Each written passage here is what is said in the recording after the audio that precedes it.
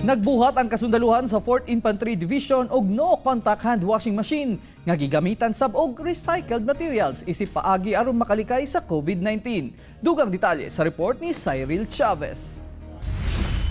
Aron makatabang sa pagpugong ug makalikay sa COVID-19, nagbuhat karon og no-contact hand washing machine ang 10 Forward Service Support Unit sa 4th Infantry Division, Philippine Army. Ang maong ideya, nagikan silang commanding officer nga si Lieutenant Colonel Lawrence Aninag nga usasab ka registered nurse.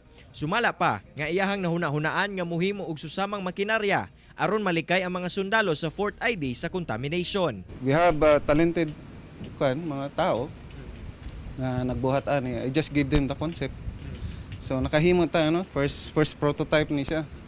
And we are still making para to promote a better hygiene. Ang makinarya mugana pinaagi sa pagtamak sa pedal nga ilahang gitaod nga nagsilbing gripo aron moagas ang tubig. Duna say pedal nga gibutang aron mogawas ang hand washing soap nga ilahang gibutang.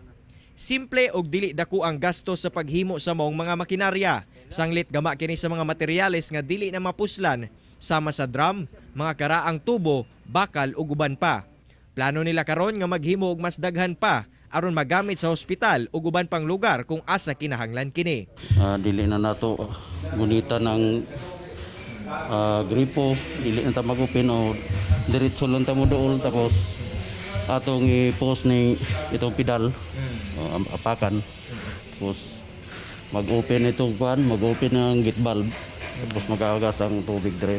Samtang nangunay sab ang kasundaluhan og himo og face shields alang sa mga frontliners sa Northern Mindanao. Karon, miabot na ngadto sa sobra 6,000 pieces ang ilang nahimo og naapod-apod na kini ngadto sa mga BHERTS, private and public hospitals ug uban pang sektor. Kauban si James Yap sa kamera. Ako, si Cyril Chavez para sa One Mindanao.